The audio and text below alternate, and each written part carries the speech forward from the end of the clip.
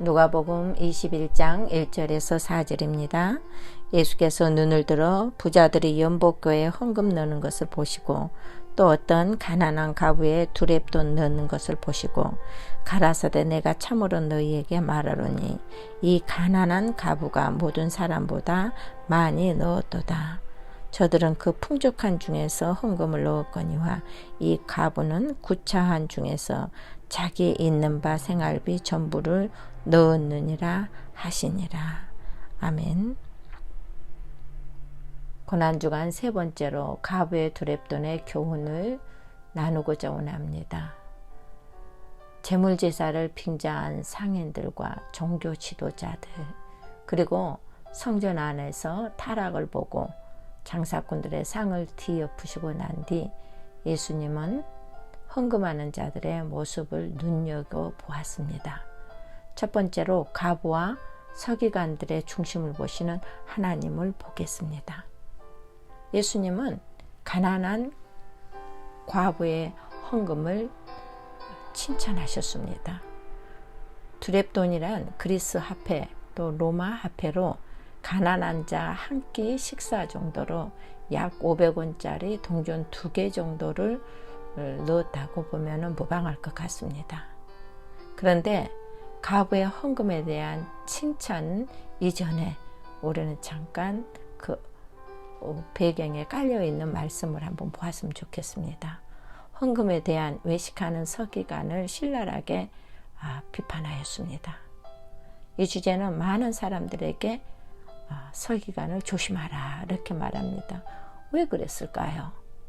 그 시대는 재물제사 제도였었습니다. 지금처럼 헌금을 내는 예배가 아니었습니다. 그러나 백성들은 헌금을 했습니다. 유대 나라는 당시 로마의 식민지로 로마에서 세운 에돔 사람 헤롯이 총독으로 유대 나라를 다스렸습니다.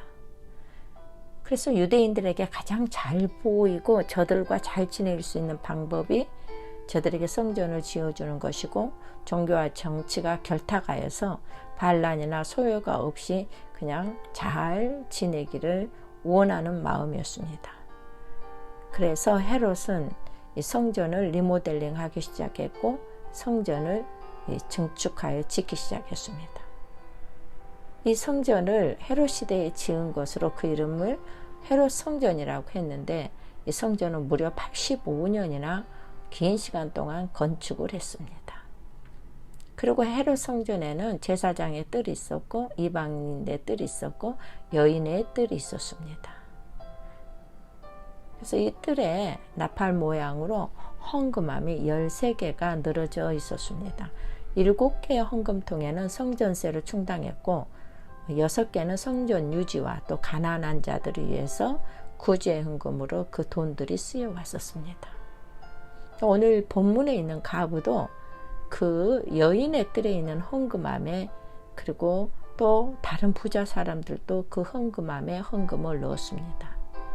이 헌금함은 구리로 만들어져 있는데 나팔 모양이어서 이 구리에 그 동전이 부딪히는 소리가 나팔의 그 확성기처럼 울려 퍼져서 이 소리가 대단했습니다. 그래서 이 소리만 들으면은 헌금이 적게 했는지 헌금을 많이 했는지 사람들이 금방 알 수가 있었습니다. 그러니까 구리에 동전이 떨어지니까 그 헌금함에 땅그렁 하고 계속 땅땅땅 소리가 울려 퍼지면은 그 요란한 소리에 사람들이 볼 때 부자들이 저렇게 헌금을 많이 하구나 그렇게 알았지만은 이게 헌금을 적게 내는 사람은 그냥 땡그랑 하나 하고 끝나니까 적고 가난한 자 헌금이라고 보았죠. 당시 유대인들은 그 부자는 하나님의 복을 받은 자라고 이런 어떤 공공연한 그런 그 생각을 가지고 있었습니다. 그래서 그들은 더 요란한 소리를 가시하고 헌금을 냈어요. 나 이렇게 하나님께 복을 받았다 이런 과시요. 이런 상황에도 이 오늘 과부는 주저하지도 않고 눈치 보지도 않고 그저 자기 할 일을 소신껏 자원함으로 즐거운 마음으로 하나님께 드린 것입니다. 그 모습을 본 예수님이 대단히 칭찬을 하셨습니다. 부자들보다 과부가 오히려 가장 많이 헌금을 했다 하시면서 그녀가 하나님께 더 많이 드린 자라고 말씀을 하셨습니다. 예수님은 헌금 내는 것이 전부가 아니라 하나님과의 관계를 더 중요함을 말씀하셔서 하나님의 마음이 어떤 것이라는 것을 말씀해 주신 것입니다.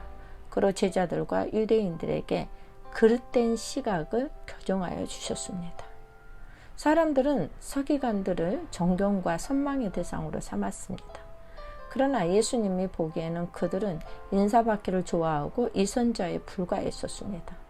또한 사람들이 많이 헌금하는 부자들을 존경하고 부러워하였으나 그들은 자신의 많은 재산 중 일부를 헌금한 것에 지나지 않기 때문에 실상은 과부가 더 많이 드린 것이라고 예수님께서 칭찬하셨습니다. 이렇게 하자 이 제자들이 성전의 화려한 건물을 자랑하면서 이렇게 화려한 성전이 지어지는 것은 헌금의 쓰임이라고 예수님께 말을 합니다. 그때 예수님은 너희가 화려한 건물을 의지하라고 하느냐? 그것이 돌 위에 돌 하나라도 남기지 않고 무너질 것이라고 말씀하셨습니다. 성전을 사랑하시고 성전에서 만민이 기도하는 집이라고 칭찬하셨던 예수님의 그 의도와 말씀과는 너무 상반적인 것입니다. 사람들은 겉모습과 보이는 것에 집착하기 마련입니다. 그러나 가난한 과부의 중심을 보시는 하나님의 눈과 사람들의 눈을 비교해 볼 때 사람들은 헌금의 액수에 주목하지만 그러나 하나님은 헌금하는 사람의 마음과 자세에 주목한다는 것입니다. 두 번째로 외식하는 서기관들의 모습을 보겠습니다. 38절로 40절에 서기관들은 지식이 많고 율법을 잘 이해하고 또 가르치는 자들이었습니다. 그 율법에는 가난한 과부를 보호하라는 조항이 있었습니다. 그러나 율법의 의무를 저버리고 먹고 살 수도 없고 어려웠고 구차한 삶으로 생활비조차도 없는 과부들을 억지로 여러 가지 헌금을 만들어 가지고 그 헌금까지도 빼앗아서 성전을 꾸며댔습니다.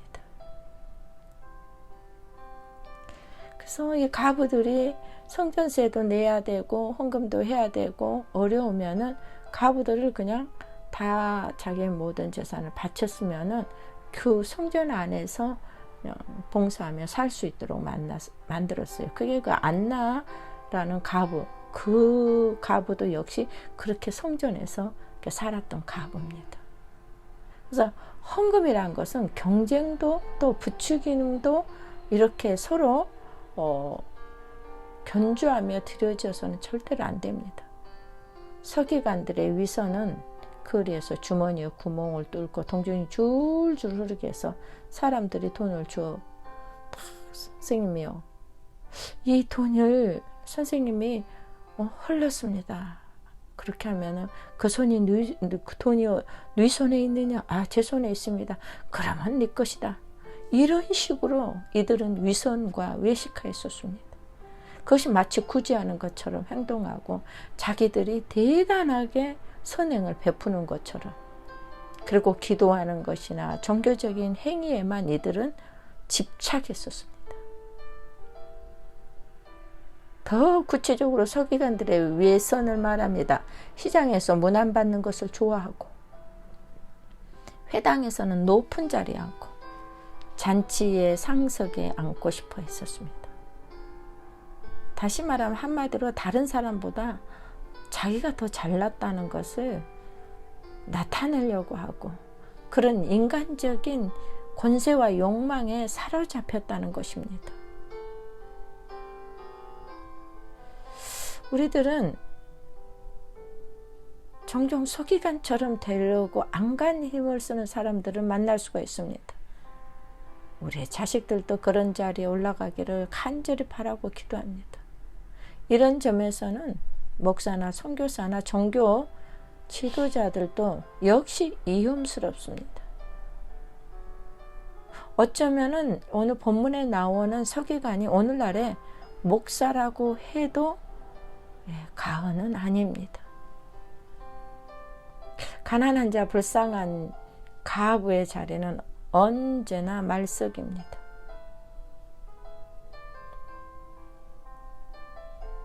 높은 사람들에게 비하면 늘 낮아지고 늘 한쪽 구석에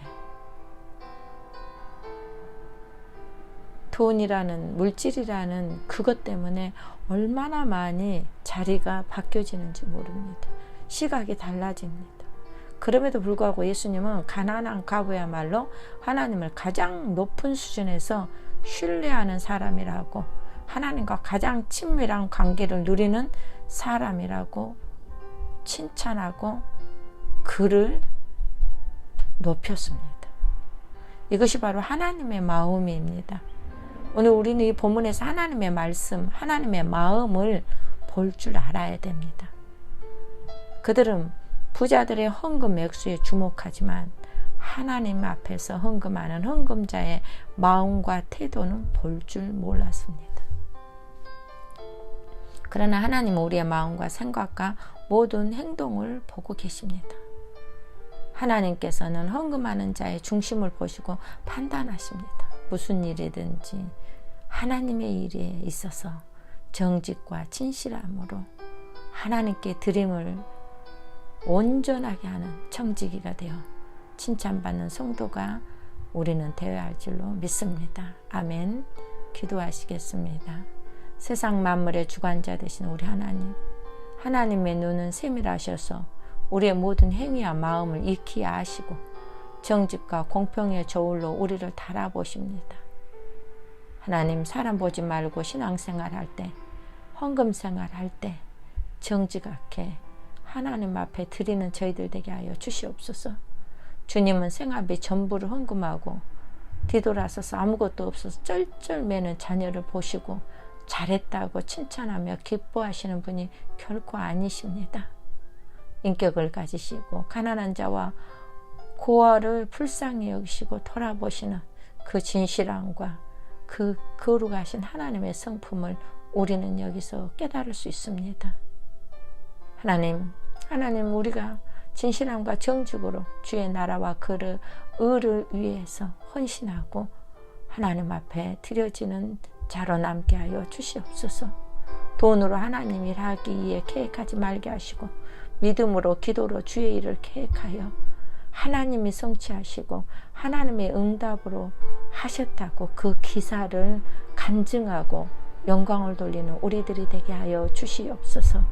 우리의 삶을 축복하여 주실 줄 믿습니다. 가부처럼 주님을 사랑하는 마음으로 하나님의 마음을 감동시키는 저희들 되게 하여 주시옵소서. 예수 그리스도의 이름으로 기도하옵나이다. 아멘.